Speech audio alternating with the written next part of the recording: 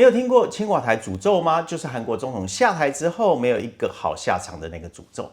在韩国总统尹锡悦宣布戒严失败之后呢，接下来他的下场如果不是自愿下台，大概就是被弹劾下台。不管是哪一个，尹锡悦看起来又会是青瓦台诅咒的下一个受害者。大家好，我是林批，欢迎来到林批说故事，让我来跟你分享新鲜事。今天我要来告诉你的，就是让历任南韩总统闻风丧胆的青瓦台诅咒。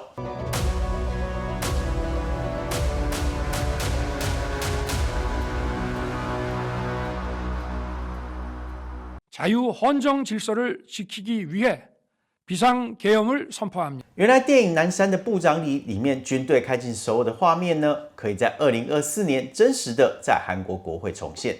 当你以为呢这是什么年代了还可以搞戒严的时候，南韩的戒严令已经被撤销了。怎么样？我又跳出来了，打我笨蛋！像是闹剧一般的6小时短命戒严，真的很搞笑。只是宣布戒严的韩国总统尹锡悦可是一点都笑不出来哦。因为呢，不止韩国的民意跟美国的方面不支持之外，他现在要面临的下场恐怕也不会太好，而让尹锡悦将会成为青瓦台诅咒的下一个受害者。在今天的故事当中呢，我会先讲讲青瓦台的诅咒到底是什么，接着呢会说这个诅咒是怎么来的，最后呢则是会说这个诅咒到底有没有科学根据。准备好了吗？那我们就开始咯。青瓦台的诅咒呢，简单用一句话来说，就是自从大韩民国成立之后呢，每一任总统都没有什么好下场。到目前为止呢，韩国总统有总共13位总统，其中呢有4位总统下台后被判刑，包括了全斗焕、朴槿惠、李明博、卢泰愚，而有3位呢则是因为政变或民主运动下台，包括了李承晚、尹普善跟垂圭夏。有2位呢是他们的子女涉及贪腐入狱，就是金永山跟金大中。另外呢，朴正熙是被暗杀的，卢武铉则是在被调查的过程当中自杀。再加上文在寅目前也是因为涉贪被调查中，也就是说呢，韩国的历任总统除了现任的尹锡悦之外，统统有事。加上这一次尹锡悦的短命戒严，可以看到这个诅咒又要发挥了。日治时期呢，日本统治的象征朝鲜总督府就位于景福宫之内。在1937年日本统治的后期，日本人呢在景福宫的北侧新建的官邸，就是现在的青瓦台的位置。当时的官邸呢覆盖着蓝色的瓦片，后来演变为青瓦台。1945年韩国光复之后呢，景福宫内的朝鲜总督府大楼被保留下来，并且作为政府的办公大楼。直到1948年大韩民国政府成立后，这个建筑就被称为中央厅。中央厅呢一直使用到韩战期间。后来呢，景福宫北侧的总督官邸也被保留下来，成为美军正厅官邸，并且呢，在大韩民国政府成立后，成为李承晚总统的官邸，称为景武台。1960年4月19号革命之后，第2任总统尹普善呢，为了消除景武台跟日治还有独裁的联想，就将其更名为青瓦台。有关于青瓦台诅咒的传说呢，主要是来自于日治时期。日本呢，于1910年到1945年统治朝鲜，而且在这个期间呢，进行了很多的政策，用来削弱韩国的民族精神跟文化。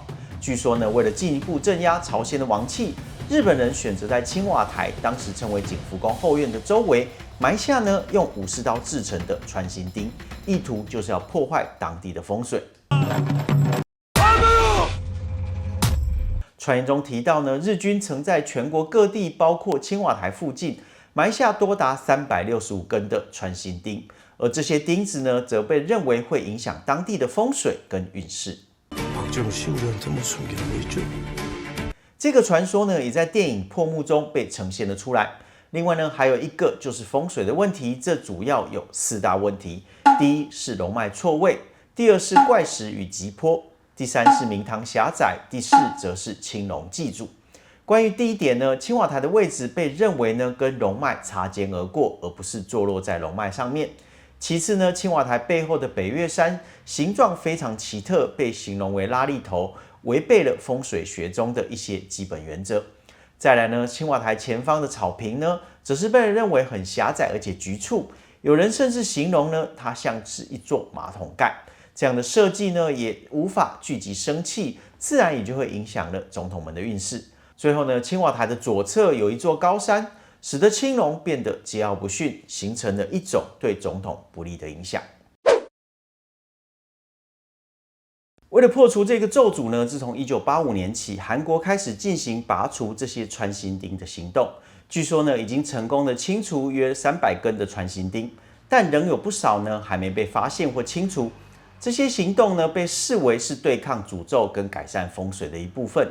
但是呢，这些行动并没有办法提供足够的考古证据来支持穿心钉存在的事实。也就是说呢，穿心钉到底存不存在，还是一个谜。而且，就算日军当年有许多在韩国的活动，但是穿心钉从来没有任何的影像证据可以证明它是存在的。그 당시 중앙차는 어디로 갔고? 即便如此呢，韩国总统还是有人很认真的看待青瓦台的诅咒。首先呢是文在寅，他将总统的办公室从青瓦台迁到光化门的政府大楼。这个举动呢被广泛的解读为他试图避开青瓦台的诅咒。文在寅强调呢，这样的改变是为了让总统更接近民众，不仅仅只是为了对风水问题的回应。另外呢，现任总统尹锡悦则是在上任之后，就将总统府迁至位于龙山的国防部大楼。这个决策再次引发了对青瓦台诅咒的讨论。不过，从现在韩国的情势看来，这些试图要破解青瓦台诅咒的做法，好像都没什么功用。到底是为什么呢？诅咒存在的原因呢，跟风水其实没有太大的关系，当然也不干日本人的事。主要呢是来自于韩国本身的政治制度跟文化有关。都是幻觉，吓不打我！首先呢，韩国的政治文化中普遍存在着清算文化。自从1987年民主化运动之后，韩国的政治环境发生了巨变。新上任的政府呢，通常会对前朝进行彻底的清算，以彰显它的合法性跟正当性。这种做法呢，可以看作是一种政治资本，目的呢是为了巩固新政府的权力。新上任的总统跟执政党通常会设立专门的机构或委员会来调查前任官员的贪污、滥用职权这些罪行。